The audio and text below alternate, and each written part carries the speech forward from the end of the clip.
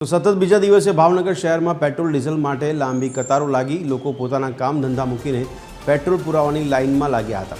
જોકે સરકાર, જિલ્લા વહીવટીતંત્ર અને પેટ્રોલ પંપના સંચાલકો સહિતનાઓએ પેટ્રોલ ડીઝલનો જથ્થો પૂરતા પ્રમાણમાં ઉપલબ્ધ હોવાનું જણાવ્યું છે। પ્રશાસને લોકોને શાંતિ જાળવવા માટે અપીલ કરી છે।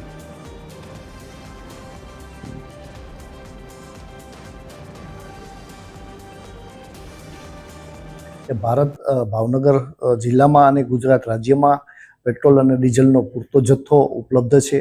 લોકોને વહીવટીતંત્ર તરફથી અમે લોકોને ખોટું પેનિક ન કરવા અને શાંતિથી જોઈતો જથ્થો છે એ મળી જશે।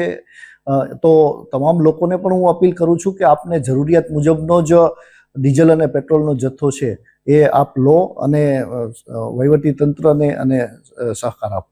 કે દરેક ઓઇલ કંપની તરફથી અમને પૂરતો પુરવઠો મળે છે।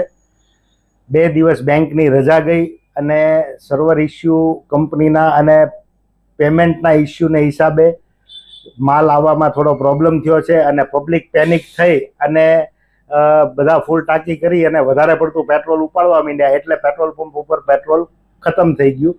બાકી બધા પાસે પોતાનો પૂરતો રોજિંદાનો જે વેચાણ છે એ 2 દિવસનો સ્ટોક હતો જ।